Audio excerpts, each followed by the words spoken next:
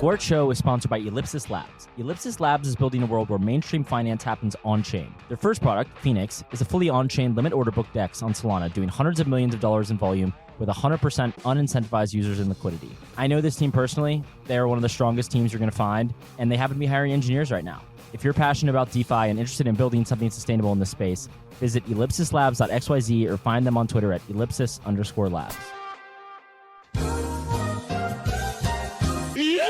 Hey guys, I'm here today with Dean Eigenmann. Dean Eigenmann is an MEV searcher, well known in the space, has a lot of very interesting thoughts on the MEV landscape, and it'll be interesting to learn from him. So, welcome, Dean. Thank you. Okay, well, where should we start? I think, okay, what do you see at the MEV landscape right now? Just like when you're looking at the game. I think so. You were on a podcast maybe 6 months ago. It was a really good one, and you sort of gave a lot of interesting, I think, thoughts on where you think MEV is largely headed. And I'd just like to know what you see currently. I mean, you could talk about Ethereum specifically, or other chains, or just like what we're seeing evolving. And maybe sort of if you want to introduce yourself a little bit as well, and kind of what you guys do. Yeah, I mean, I think the last podcast when we spoke about MEV, we were like still it was very early in the BSC stage, and things have like all the tooling that you have on Ethereum has kind of like it's come to the rest of the ecosystem now as well, and so you get the long tail maturity across the space. So do you focus mainly on BSC still? Yes and no. We still focus on EVM heavy chains. Yeah. And we focus on chains where fees are low. Okay, so you tweeted maybe 4 months ago now, and you said the entire MEV market is bound to become a wholly vertically integrated oligopoly. We are less than 6 months away from this reality. Where are we right now? What do you see? Like, do you see primarily vertical integration? I mean, I know there's a lot of discussion about vertically integrated searcher builders right now. Would you say we're at that stage, nearing that stage? Yeah, I mean, I think we're at the cusp of that stage. Teams are kind of merging. Builders are running, searchers are running validators and stuff like that. And I think that's the natural way this entire game plays out, right? Like, if you have the capabilities to view the market in some holistic way, then you're gonna take that opportunity. I don't know. Maybe this is more of a subjective question, but how bad do you think maybe just specifically with Ethereum right now, how bad do you think builder separation is, builder centralization, and how big of a deal is this? Like a lot of people have sort of contended that block production will become centralized and ideally validation, verification will be decentralized. I mean, how big of a deal do you think it is that Beaver Build is building 40% of the blocks now? I think, all the MEV solutions which they've just kind of created a more centralized system. Every like MEV solution just kind of bubbles the layer. It bubbles it up to the next layer of the stack, right? So like, before you were playing in the mempool, now you can't play in the mempool anymore. So you're like a validator and blah blah blah blah. And so it just like it's just re-centralizing the mempool. So I feel like a lot of the things that are created to solve MEV actually make it a worse status quo make it worse than the status quo. Do you think that the design of PBS, proposer builder separation for Ethereum, so right now we have these trusted relays, right? And a lot of builders are building with MEV Boost, which is this flashbot system. Do you think that the design implementation of PBS has been like, well, let me ask you in this another way, and this is coming from another side as opposed to the mechanism designer. You're the actual, you're the searcher. You're actually the one using these systems on a daily basis. Do you think that this could have been implemented better? And like, what do you think went wrong if you think that this centralization sort of is an issue that we've been discussing? I don't know. Like, it's always easy to, from the sidelines, say you could make a better market. I don't know what my solution would have been to how blocks are built currently and things like that. Like, I think Ethereum's current solution probably works. My main goal is bringing the efficiency to users, and so if that's with these new models, then sure. Do you think that Enshrined PBS or sort of some of the designs that have been put forward thus far, like, do you think this is feasible?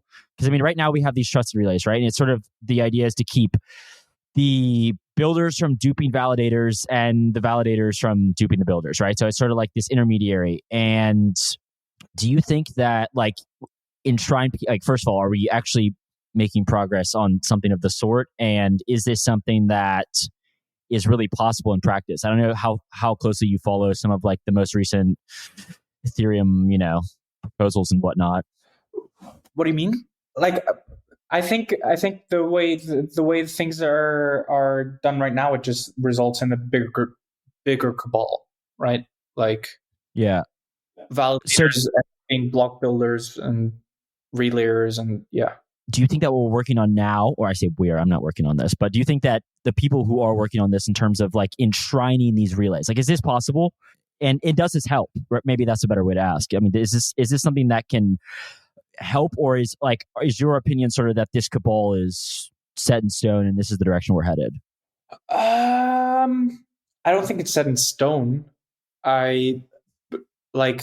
The nice thing is that, market participants are able to join and leave very free willingly because of the decentralized nature. But like, yeah, there's gonna be a huge capture of that occurs. When I heard you before talking, you were talking about atomic strategies versus non-atomic strategies. Atomic strategies, you're taking on inventory risk. Is that correct? Atomic strategies, you're not taking on inventory. Okay, sorry. Okay, so non-atomic strategies, you're taking on inventory risk. Yeah. And so is this part of like what you see with these bigger builders like Beaver and rsync? Like, they're able to take on this inventory risk because they have a lot of these assets on their balance sheet, right? Is this what you see as like driving a lot of the centralizing forces? Well, that's essentially the goal, right? Like, the way you bring efficiency to all of these markets is like when you're the centralized clearinghouse, right? You have an overview of the entire market, and you're able to take on certain risk, like inventory risk, because you know what's going to happen because you've predicted that.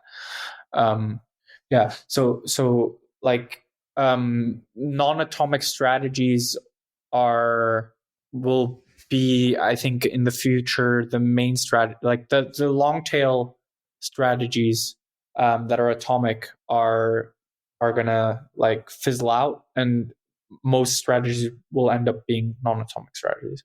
Yeah, that makes sense, and that also sort of reinforces the idea that there's this like growing cabal that continues to eat up. Are you concerned? Okay, so like pivoting a little bit, are you concerned? Well, maybe not you, but how do you see censorship with the direction we're headed? Like, is this a big concern? Do you see the censorship both of like maybe the OFAC type censorship, but then also just being able to censor transactions if you're a big builder? Like, is this concerning, or are we converging on some equilibrium that will find a steady state? There's an interesting, like, the whole like censoring transactions is kind of interesting because you first of all, you don't know if a transaction was censored versus if it was just missed. Right. Like, I think that builders shouldn't censor any transactions. Obviously, that's my idealistic view. I also have to sometimes deal with the lawyers who tell me what I can and can't do. I feel as though on a long enough time scale, there will be enough, or there will be sufficient validators who are maintaining a certain level of benevolence, and so not censoring any transaction. So just including what they see. Like Bitcoin miners have kind of done this for a while, right? Yeah. In fact, like there's been pushback. I think like Marathon Mining Pool was censoring for a short period, or I forget exactly what they were doing. I don't want to misquote, but they had an OFAC list, and then more recently there was a pool that was censoring, which was kind of interesting. It was hard to it was the mempool kind of had to be reverse engineered to figure this out, but they were probably filtering some OFAC transactions, and there was like some social pressure, and then they said, okay, we're not going to do this anymore. But as like these systems grow, like as governments become increasingly aware as to what defines censorship, and do you actually have the ability to exclude versus include transactions, like it's certainly a question. I think that with Ethereum, like the biggest builders, two of the biggest builders are censoring, and then there's one sort of benevolent builder, if you will. What you see as like the current state of geographic distribution, and then also like is how important is this becoming in your mind? I think it depends on the strategy. For market making strategies, almost everyone it's the Tokyo AWS data center because all the exchanges are there. Right, exactly. We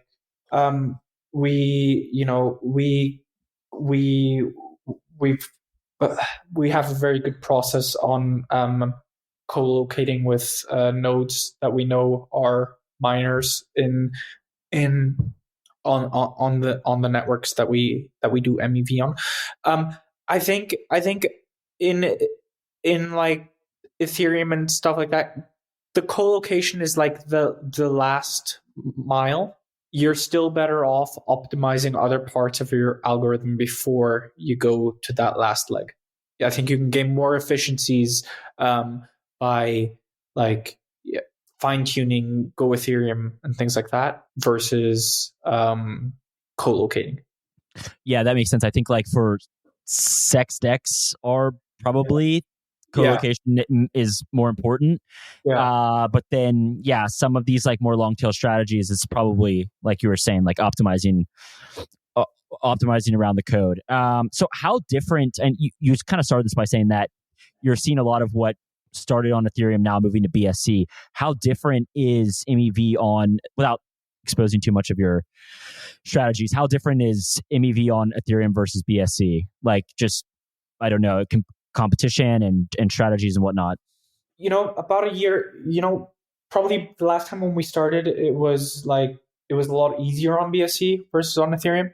But I think BSC has matured significantly and is turning similar to or has gone on a similar trajectory like the Ethereum ecosystem. So you have relays, you have private mempools, all that kind of stuff. So I think like the ecosystems are almost parallel. Do you think that a lot of the builders and searchers that are, I guess, working on Ethereum are also working on BSC, or like, are these your competition now or not really? I don't think they are. People stick to their networks. Yeah, I want to ask you about L2s more in a second, but like, what do you see in any other EVM chains? Like, or is BSC primarily where you're focused, and then is that pretty much it? No, like our calculation has always been it's like the cost of experimentation plus the return. That's kind of how we figure out what chain to go on, which was like in the bull market, it just made BSC super accessible. We're looking at a whole bunch of other EVM related chains. We're looking at non-EVM chains. We're like looking at doing MEV on osmosis. We're looking at doing cross-chain MEV. Yeah. Like how big of a jump would it be for you guys? Like, I don't know. I say you say you're looking. I mean, it sounds like, and I've heard you say this before, like a lot of what you do is sort of data research and like figuring out like whether or not there's a market for what you guys can do.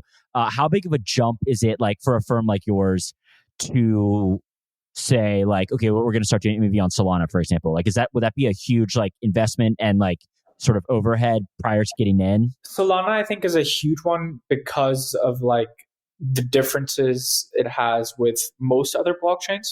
But like, for example, from Ethereum or from Uniswap backruns to Osmosis backruns, it's not that much of a step. Yeah, that makes sense. The Solana ecosystem would be a huge. On that note, like, what do you think of? Okay, so I had Anatoly on earlier this year, and he said the faster a chain goes, the less MEV there is. True or false? It's probably true. Like, that's when co-location becomes important. That's when you start to run into that high frequency trading problem, which is who has the closest network cable to the server that's hosting the orders, and yeah, then you start to try and co-locate and hyper optimize everything so that you can be in those nanoseconds. Yeah, that makes sense. And like, I think that in a sense, I think that Solana has sort of accepted this and has said like, this is the path we're going, and it's going to be super fast. And like, people may need to co-locate around these, validators or builders or whatever. Like, I mean, that was sort of the essence of it. It's just interesting, to hear that type of thing. So how much MEV is being done with L2s? Like, because obviously L2s have these single sequencers. So it's not this consensus leader type election thing, right? Like, and so like what does the MEV look like on L2s, and is this a big opportunity or not really? We haven't looked that much into it yet, I have to say. I assume we do things pop up on our radar that look interesting, and I think it's going to be a huge space in the mid to long term. But yeah, right now with everything being kind of single sequencer environment and stuff like that, it's probably more limited than it would be in a couple of months. Like, I think cross-chain MEV is going to be huge. I think that like roll-up bridge MEV and all of that stuff is going to be insane. Yeah. What do you have any thoughts? Maybe not even from an MEV perspective, but just do you have any thoughts on shared sequencing? Like it is this something? Because the thing is, like right now on L2s, there's a single sequencer, and there's not people getting like sandwiched to death, really, right? Because like they're providing like, is it first come first serve basically for these L2 sequencers? So like, is opening up the door with something like a shared sequencer or a much more distributed kind of like builder set, like, is this something that should even be worth pursuing? Like, I joke a lot about how I think that all the sequencers should just stay centralized. Like, if you want to give me a really good execution, but like, I know this isn't like the long-term ideal, but like, what are your thoughts? Like, is this, what do you think of shared sequencers, first of all, maybe? Idealistically, it makes sense, right? Because the single sequencer is kind of like the benevolent thing, right? Like, you're not getting sandwiched just because the Coinbase is running it. Yeah, right.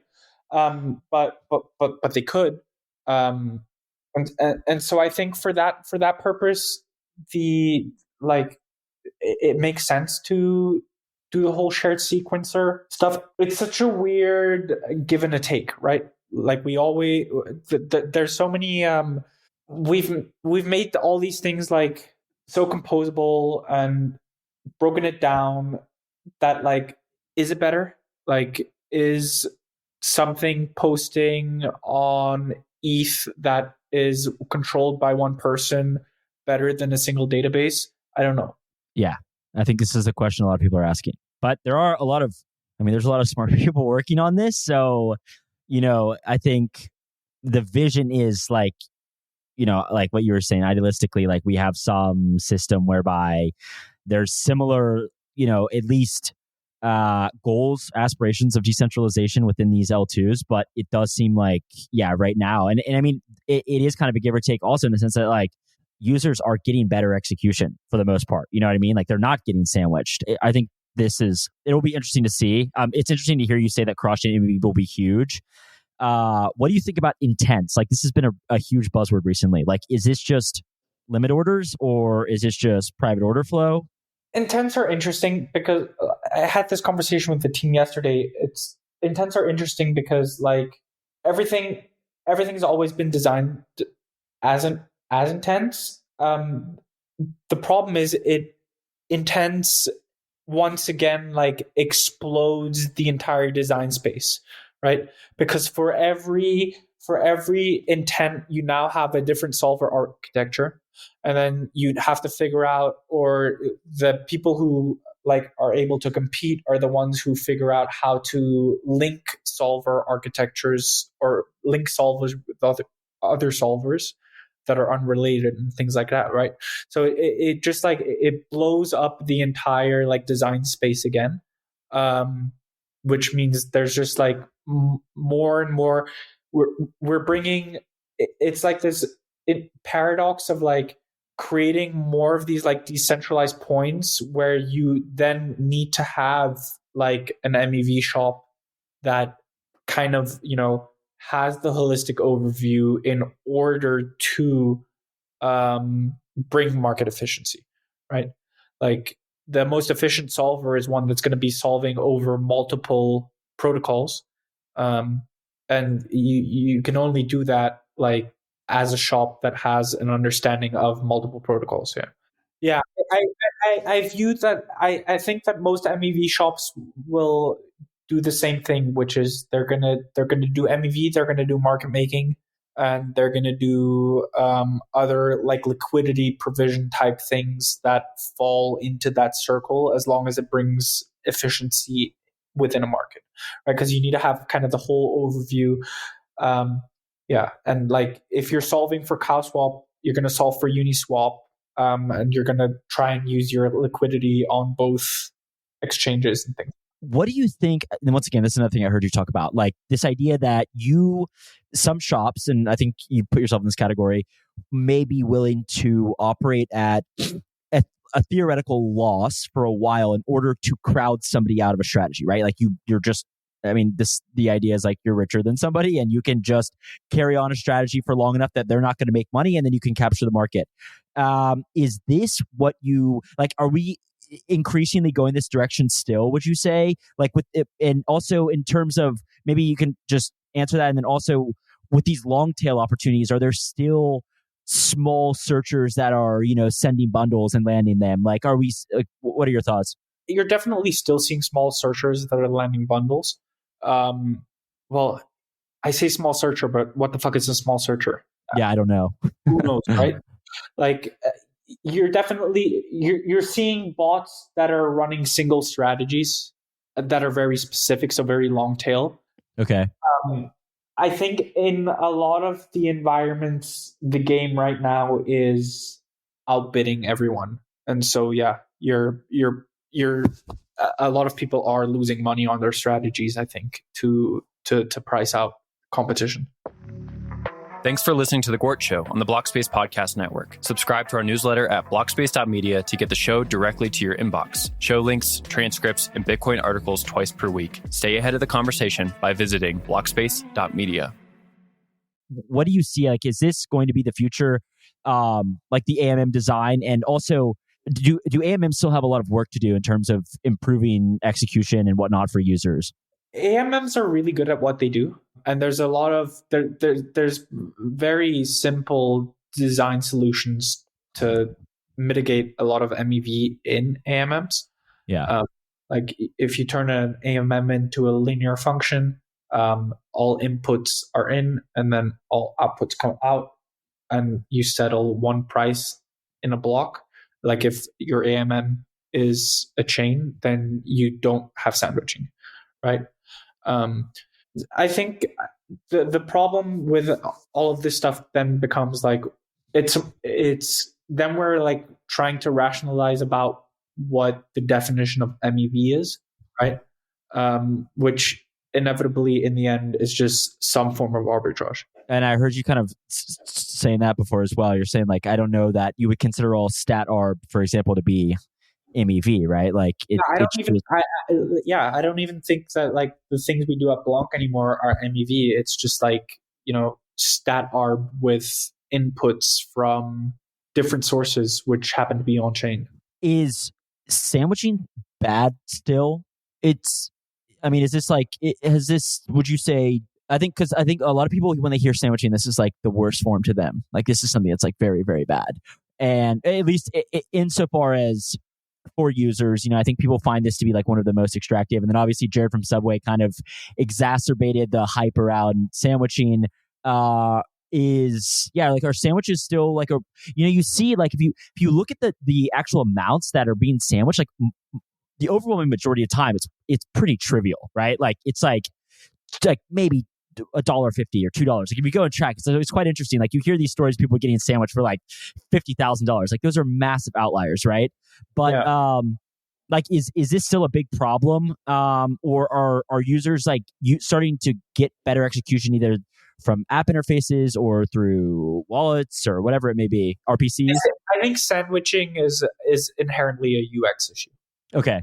Right? Yeah. Like most MEV boils down to a UX issue, other than the like stuff that you just can't get out of protocols, right? Like some MEV just has to happen, like it has to exist. Like someone needs to rebalance pools, someone needs to and liquidations, right. But like sandwiches and things like that's just a UX issue. And I think most interfaces and things like that it's been abstracted away enough from users where, you're not trading on Ether Delta or Uniswap V1 with 100% slippage anymore. Like, yeah. What do you think about, because this is something that I've thought about personally. And I don't know that I have strong feelings one way or another, but what do you think about the sort of necessity to send transactions to a private, through a private relay or something? Like, is this good? It's good for users, right? Like they're getting better execution, but in terms of like sort of the centralizing vectors along the supply chain now, when users are using, blockchains, like it adds trusted parties again, right? Exactly. Because now transactions are the most valuable form of data, because it's data that has value attached to it. And so sending your transaction to a private relay, like you inherently have to re-add trust, because there's a lot more that can be done with that information than with just a signed message, for example, right? Because there's some inherent value attached to it. Yeah, and I think that's like I know Uri Klarman was made like like one of the maybe it was Thogard, I forget, one of these MEV guys made this tweet about like how many sort of like centralized parties were sending transactions through now. And I'm just wondering, like, for you ideologically, is this a big, like, does this really go against our ideals? And also, is there even a way to prevent like having to send effectively private, your transactions through private order flow? I don't know what the research space looks like at this point. I don't have enough time to like look at everything that happens, but I hope that people are looking at more oblivious transfer protocols and things like that to bring on transaction privacy. Like in an ideal world, I could send my transaction to any node, and the node doesn't know what's happening up until inclusion, right? That would be the ideal. Is there a way to promote geographic distribution, or decentralization rather? Like I know that I think somebody wrote this, or maybe it was even Phil Diane wrote this article about how you should be a geographic distribution or decentralization maxi. Like, is this something that can be promoted, or with these types of systems, not really? I don't know if it can be, right? Like Ethereum tried to motivate people to run their own validators by making it 32 and you can't delegate and stuff like that, right? And I think inherently systems usually tend to re-centralize. Yes. And so I don't know if you can fully mitigate that. Like Ethereum solution was the 32 thing. You can delegate, but we got Lido, right? Right.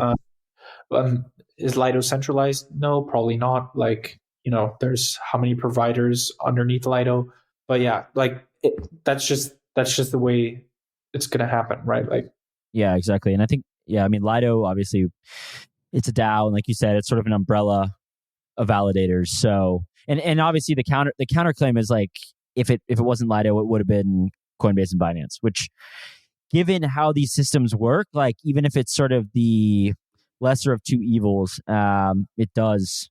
Yeah, I mean, there's probably a good bit of legitimacy to that claim. So, yeah, I want to ask you, like, what do you view as like the differences between TradFi colocation and TradFi optimizing their code, and then versus MEV? Like because I hear this, like, sort of people say MEV is like very similar to TradFi. Like, would you agree with, like, high frequency trading TradFi? Would you agree with this, or what are your thoughts? So we tried to hire some people out of TradFi, and they were overwhelmed with the amount that we had to do, because in TradFi you just buy the shorter cable. Well, right.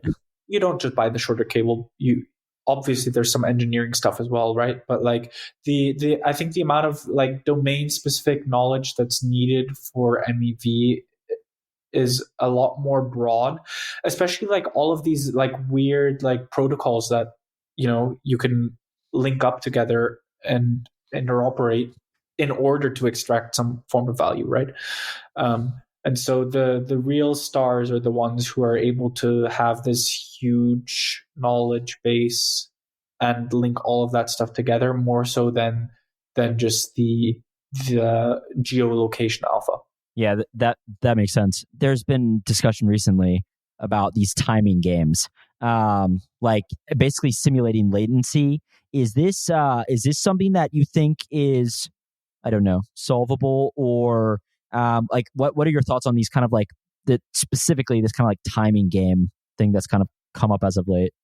I haven't seen anything around that, like delaying transactions, or yeah, like I think the essence of it, and now I'm having to explain, but so probably not like the best person to do so, but it's like you, like when you send your block to the relay, like there's like these 200 milliseconds that they simulate it, I guess. Yeah. And so they're like, I guess builders are like actively pushing that back and back so that they can get the final, like be the final bids to be simulated. But I think this is something that's occurring on Ethereum, and it's becoming a bigger problem. And I actually just read recently today that Coinbase is now maybe playing these timing games. So it looks like it's something that you may have to do to be competitive, but it doesn't sound like hopefully you have to do that on BSC yet. Somebody, side note, somebody called you the SEP of BSC. What, would you agree with that? Maybe. I don't know. I think that's kind of a compliment. I take it as a compliment. The SCP guys are incredibly smart. I know Lev and Co very, or I know them personally, and they're incredibly smart. So I'll take that as a compliment. Yeah. It's kind of interesting. Like, you don't hear these names very often, right? Like MEV generally stays under the radar. I would say these shops try to stay under the radar, which makes total sense, right? Would you say that there's been like, I don't know, somewhat of I don't know how I want to phrase this. I don't want to make it sound like too cynical, but has there been like almost sort of it's been like taboo almost to talk about who's building blocks and like who these people are, or is it just not something everyone kind of knows who? Right, exactly. Like, we know who SCP's block builder is. We know who Wintermute's block builder is and stuff like that. I find it weird that like it's like we've had this discussion in the team, and we generally are relatively like anonymous on who's on the team and things like that. But like with our validators, or if like with the block builders that we were planning on launching and the relays that we're planning on launching and things like that, we're going to be wholly transparent and just be like, hey, this is our thing. Yeah, I think maybe, and I'm hypothesizing here, but like these are real firms that people know, right? Like you said, it's like sort of everybody kind of knows. I think maybe like the decentralization aspect, like ideally, we don't know that one firm of 20 guys is building 40% of the blocks on Ethereum. Like that's like functionally, this is how I see it. And I totally understand why they want to stay under the radar, right? For like multiple reasons. But it does seem like there's somewhat of a reluctance to like talk about this. And I mean, what's even weird about them, like, sure, they want to stay on the radar, but what's even weird about them is like they don't link their technologies, right? Like they have a different name for their block builder, they have a different name for their relay, they have a different name for whatever. So like they want to hide everything. Do you think this has anything to do with the legal aspects? I mean, I would just assume maybe some. It's all such a gray zone jurisdictionally speaking, and it really depends on where you're in. And like some places it's fine, and some places it's not fine, where it's like really hard. I don't think I honestly think it's more of the trying to avoid the Twitter mob than anything else. Yes, exactly. I don't think legality actually ploys much into it, because like, you know, if an auditor or if anyone wants to look under the hood, you naming your builder different than your relay doesn't really help. Yeah, exactly. Like they're gonna figure it out. Do you think sandwiching is legal? And the reason I'm asking this, or maybe like, could there be an interpretation of sandwiching that may be illegal? Because there's a guy, Alex Neslobin, you probably know him, very sharp, and he understands traditional markets quite well. Like this is somebody who I defer to when somebody's talking about co-location and TradFi versus in DeFi or something, and like he's somebody who like genuinely understands TradFi markets, and he has sort of tossed out the idea every so often that there's some potential strategies. And for what it's worth, this isn't my opinion as to whether or not it should be legal. I personally think that like you should be able to do whatever, okay? But like he has tossed out some ideas that maybe like some of these things could be considered, I don't know, insider trading or like right on the cusp. So my opinion is the following: if you're using public domain, so like if you're using a public mempool and blah blah blah blah, I don't think it should be illegal. You're operating with the same worldview that everyone else has. That's how I would view it. Like, I think it becomes finicky when you start buying private order flow and things like that. You should probably like that's questionable. Interesting. Yeah. Like, and this is something that I have, you see a lot of people talking about like the transparency and openness and of these systems, and like this is good, of course, but there are reasons, like for example, that Citadel doesn't front run in the way that like MEV people may, and like when they buy order flow, it's not exactly for the same reasons. And I think that people kind of conflate these sometimes, and it's like this isn't exactly what's happening, right? Like it's more like yeah. So I don't know if you had thoughts on that, like. Different entities have different risk appetites, right? Like Citadel might be more exposed to US jurisdictions than some other entity might be who's doing something else, it all depends on entity risk appetite, I guess.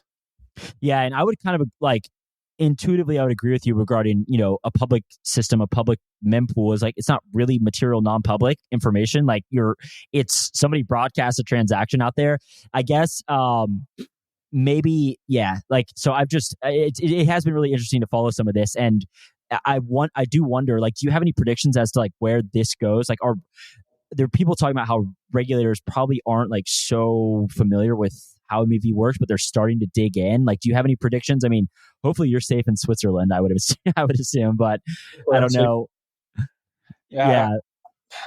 So I do believe that when we spoke with the Swiss regulators, or the opinion that we heard from the Swiss regulators was, as long as you're doing things with public things that are like, public mempool, it's fair game.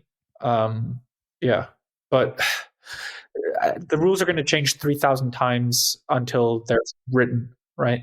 Do you think that, like, we've sort of talked about this a little bit, but like, do you think that these centralized builders, like, do you think that this is a big pressure point? Like, do you think this is a real vector of regulation? Like what we were talking about, like, it's not going to be difficult for Beaver Build to be traced to SEP, like it's not. Do you think this is like a big vector of like, oh, okay, well, they can just pressure them? I mean, we see them already censoring OFAC transactions, right? Yeah, that's definitely going to happen, right? Because there you have directors and shareholders and whatnot to go to, and so it would be nice to have more non-legal entities doing this stuff in the space. Yeah, we're seeing that sort of play out a little bit already, but it's hard to know. Like, what you were saying that you would prefer builders not censor at all. Like, what do you see? Like, is this like concerning that Beaver and rsync are not including OFAC transactions, or is this like not a huge deal to you? I'm like, I think it's problematic. Yeah. Like, mainly because I'm Swiss. Yeah. Yeah, exactly. I think it's problematic, but I understand why they have to if they're registered in specific countries. Like, if our entities are registered in specific countries, we have to do it as well, right? We don't build, and so we haven't had that run in yet. But yeah, in an ideal world, we wouldn't be censoring the protocol. Well, in a fully ideal world, we wouldn't be able to censor the transactions because we don't know what's in them, right? Have you actually, that brings up an interesting point. Do you think such a future is possible with encrypted mempools? I mean, there's always kind of this like the argument is always kind of like, well, somebody has to decrypt that at some point, right? And like they haven't yet. Block, right? Somebody still has to make a block. And at that point, like, the only thing you're doing is you're pricing out those who can do MEV. And so honestly, I think not doing that is better, in a weird contradiction, because like I would rather not have a highly well-endowed entity be the only one that's able to do MEV. Right, exactly. And this is like sort of the catch-22, I think, of a lot of these solutions, is that you can reduce MEV, like functionally, you absolutely can reduce MEV, maybe down to a negligible level, but by doing that, you're almost always centralizing. Make it more expensive. You always exactly, yeah. That's kind of how I view it. Yeah. Which is why I think that a lot of these MEV prop shops become vertically integrated, like clearinghouses, right? Right. Because they just need to be on all of the edges of the network in order to operate. What are your overarching thoughts on crypto? Like, how are we doing? Is crypto exciting to you? Like, I know there's a lot of mechanism designers who do not care about crypto. Like, they've been nerd sniped, and they just want to do cool tricks and get paid to do it. You know what I mean? Like, you seem from what I can infer, you seem pretty ideologically driven, I would say, but I don't know where you fall, like, in regards to crypto. I mean, or like what specifically? I'd say I'm pretty ideologically driven, mainly because I've been trying to set up a bank account for the past week. Yeah, I saw this. You know what? I spoke about this with my co-founder recently, and I think we're in a good spot. But I really appreciate Vitalik's post that he wrote about bringing, the cypherpunk back into crypto, because we kind of lost our way. I don't think that all of this consumer stuff matters. I don't think a lot of, I don't care for NFTs. I don't care for a lot of these consumer use cases, because I think that the financial use case is already $1 trillion industry, right? Just being able to freely move money is a valuable enough use case where we may not need any other use case, right? Like, I don't think, maybe we probably don't need crypto social, As long Yeah. as that's my real thought on it. And so I'm sad that there's not more experimentation in the DeFi space. I feel like it's kind of become very quiet, and everyone's focusing on this New York crypto consumer stuff. And that's less interesting to me. I think that we should get back to bringing the currency into cryptocurrency. Yeah, I mean, I'm 100% with you. I couldn't agree more. And when you say you'd like to see more experimentation in DeFi, what do you think is missing right now? Everything is over collateralized money markets, right? Yeah. and so anything that allows me to bring more efficiency to my capital is something that is necessary in the space. I think shilling my own bags here, but Gearbox is a team that's been able to execute that quite well by building margin accounts on chain. But we need more experimentation like that, right? I think it needs to be we need to venture out into more interesting DeFi use cases like that, rather than just over collateralized lending markets. What do you think about restaking? Do you have any thoughts? I think it's going to be a huge house of cards that will probably. I foresee that one of these restaking protocols will definitely cause some huge blow up. I don't know if it will cause a main chain to blow up or only one of the X down the road, but I think it's a huge systemic risk issue that I think will, but it's inevitable, right? You give people the tools to build those products, and they're going to build those products because it's the financialization of everything.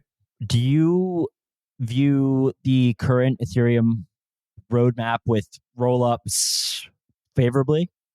I mean, what do you think so far? I honestly, when I was a bit more in touch with ETH2 research and stuff, I haven't kept that up to date. To me, the ecosystem looks like it's kind of funny. Cosmos kind of had this idea in 2014 or whatever, whenever they started already. And it seems like the world is kind of moving to a Cosmos-centric design space. And I'm actually kind of bullish at them if they can figure their shit out, and be the gold standard for that. So I think things are moving towards the app chain Cosmos style ecosystem. Let me just ask, maybe more specifically, are you bullish any?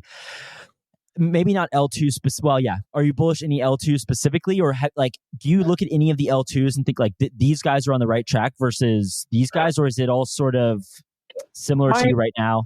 My main issue with L2s right now is that they all, or that a majority of them, are EVM forks. Right. Exactly. Yeah. We haven't seen much experimentation there. I think a lot of people mentioned this. I tweeted about this a couple of days ago. Is that you'd think that now that we have near instant bridging with things like XLR and Squid Router and Wormhole and whatnot, you'd think that application specific chains would become more prevalent, but we haven't seen it yet. I fail to see a world in which we need 10,000 EVMs. Right. Yeah. I think we're going to get Unichain. I feel pretty confident about this. It would make sense. I think a DEX as a chain makes sense. Yeah. I think that it's interesting because you hear Hayden kind of talk about this and talk about how he feels maybe stifled to some extent by the direction that Ethereum's gone, and it makes all the sense in the world for them to have their own chain. Yeah. Do you think that Ethereum should be attempting to innovate more on the L1, or do you where do you fall in that camp? Sort of the settlement layer, ultrasound money maybe / trying to make improvements. I think Ethereum should move faster. Yeah. I think it's been pretty slow for a pretty long time, which has led a lot of other chains to catch up. And I think we may see a cycle where ETH is no longer the dominant application specific chain. right? But that happens, with technology. It's the inherent ossification of a system. People are scared to change it because there's a lot of money that's relying on it. Do you look at Solana and think that, like, what are your thoughts on Solana? I kind of touched on that, but not really. So I don't even have a Solana wallet. I've honestly never interacted with Solana. It's a completely different sphere of people than I interact with, which probably is a good thing, right?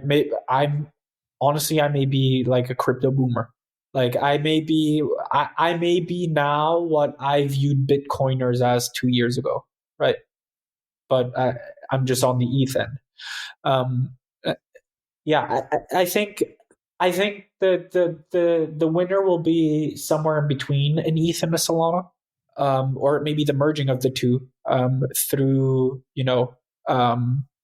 bringing Solana style chains to settle on Ethereum using a Celestia, using something like that. Tell me what is going on, like not from the MEV side, but just what is going on BSC? Like, is it degen? Like what? Because that's always sort of the. I think it's mainly degen. Yeah, and is there anything like of value there that it interests you, or is it just same old BSC?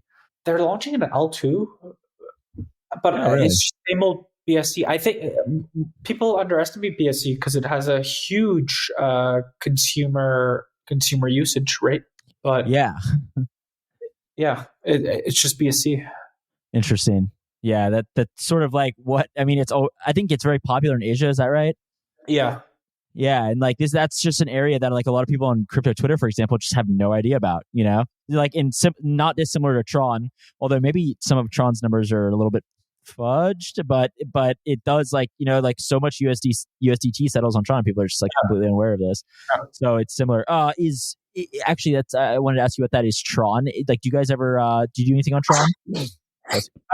We were kind of looking at Tron. The amount of trades that happen for the strategies that we do, it just didn't make sense. Well, I don't know I feel like we covered a lot. What do you think? Yeah. You got anything else interesting, little tidbits that you want to share? Something spicy? I feel like I asked you a lot of the spicy questions I wanted, so that's good. I don't think I have anything. I'm not that spicy these days. I think I've become a chain boomer.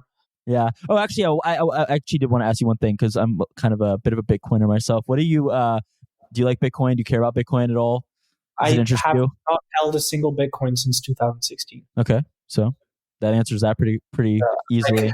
I think Bitcoin is interesting for what it did, but it failed at the one promise that it wanted to serve, which is to be digital cash. Yeah. And it ossified so fast where people didn't let it become something, and now you have these teams that are wasting resources and time building on Bitcoin, like the Lightning Network team. Smart engineers, but why are they still working on that? They've been working on it for how many years, and how many users do they have? Yeah, I think a lot of Bitcoiners would agree with you on that, and I think a lot of Bitcoiners are realizing that Lightning is not the end game. So, maybe next time we talk, you'll be interested in some Bitcoin L2s if those are actually real yet. We're not entirely sure. Is it a thing? Yeah, it's kind of a thing. I mean, they're multi-sigs, but I'm a little bit. Yeah, I'm not too quick to pass judgment. I mean, most Ethereum L2s are multi-sig, so I'm not going to cast aspersions yet. But yeah, no, I mean, I think a lot of people agree with you that Lightning has been at worst a dead end, and at best something that is certainly not going to support digital cash for the entire world. So yeah, well, Dean, it was awesome talking. Thank you for coming on. I thought we hit a lot of very interesting points. I really appreciate it. Yeah, thanks for having me.